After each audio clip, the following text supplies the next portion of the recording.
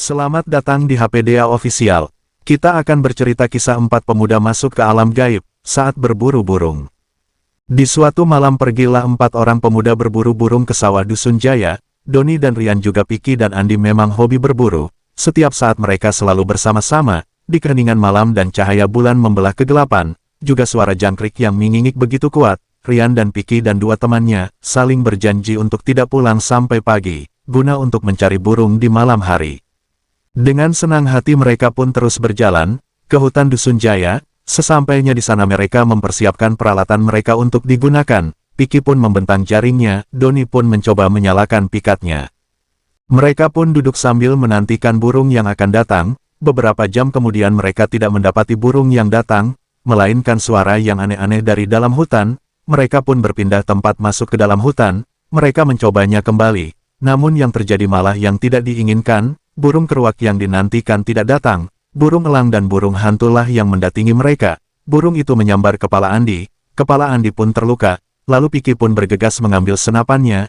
Ia mencoba menembak burung itu, namun senapan Piki tidak bisa meletus. Piki pun heran. Lalu Piki memeriksa senapannya. Lalu Piki mencoba menembakkannya ke arah lain, senapan itu meletus. Akan tetapi setiap Piki menembak burung itu, senapan Piki tidak meletus, namun Piki tidak merasa takut, melainkan semakin menjadi amarah untuk Piki. Piki mengambil kayu dan melempar burung itu, lalu burung itu pun terbang.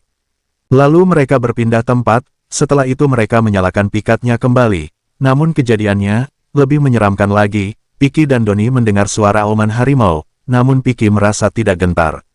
Ia merasa itu hanyalah pendengarannya saja. Tak lama kemudian datanglah beberapa ekor burung, namun burung itu tidak masuk ke jaring mereka.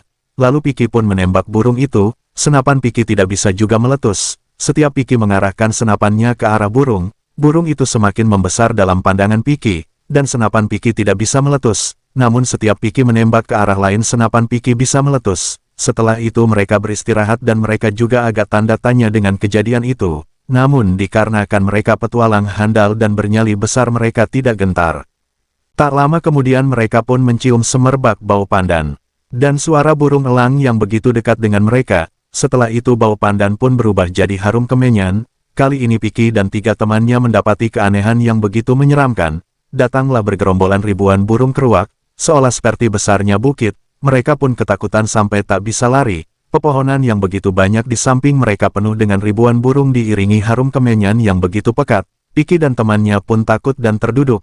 Mereka terdiam tidak bisa apa-apa. Lalu mereka pun membaca ayat-ayat suci Al-Quran di sekitar ribuan burung itu. Tak lama kemudian terdengarlah suara, "Hai cucuku, pulanglah, ini tempat terlarang." Mereka semakin takut dan tetap terduduk dan tertunduk takut. Lalu perlahan-lahan burung itu pun terbang sedikit demi sedikit sampai habislah burung itu terbang. Piki pun yang merasa takut seraya berkata dengan temannya, "Ayo kita pulang, ini bukan kejadian biasa. Jangan-jangan kita di alam hantu," ucap Piki.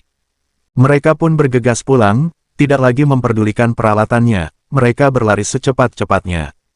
Karena dilanda rasa takut mereka pun menyasar, malah berlari ke dalam hutan. Sesampainya di hutan mereka menemukan gubuk kecil. Disitulah mereka beristirahat. Mereka pun tidak lagi bercakap-cakap, karena rasa takut yang bergejolak, mengingat ribuan burung yang datang bersusun seperti bukit, masih membayang di benak mereka. Kaki Andi pun terluka akibat terkena tunggul yang sangat tajam. Kaki Andi berdarah, namun Andi seakan tidak lagi merasakannya walau kaki Andi berdarah-darah. Mereka pun tertidur di gubuk itu, sampai pagi hari. Mereka bergegas mencari jalan pulang. Di pagi itu Andi baru merasakan sakit. Ternyata kaki Andi robek seperti terbelah pisau. Lalu Piki pun menggendongnya dan membawa Andi pulang. Di perjalanan pulang mereka saling bergantian menggendong Andi. Tak lama kemudian sampailah di rumah. Kali ini mereka harus mengurusi kaki Andi. Piki pun pergi membawa Andi ke bidan. Kaki Andi yang terluka haruslah dijahit karena luka kaki Andi sangatlah parah. Mereka pun di rumah diserbu serangan repetan amukan dari orang tuanya masing-masing. Keesokan harinya Andi dan teman yang lain mengalami gangguan mental, agak terdiam, tidak mau bicara, dan tidak mau makan.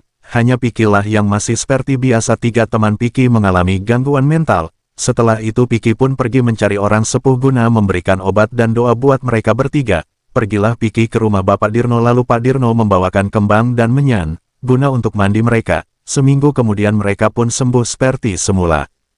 Setelah mereka sembuh, mereka pun berkumpul lagi, bermain bersama-sama seperti biasa, dengan tidak hilangnya rasa takut dan trauma di benak mereka. Piki pun mengajak tiga temannya itu berjanji, tidak akan ke tempat itu lagi, karena bagi mereka kejadian itu sangat menjadi kenangan yang menakutkan bagi mereka. Sampai disinilah cerita kisah Piki dan tiga temannya. Terima kasih telah mendengarkan. Wassalamualaikum warahmatullahi wabarakatuh.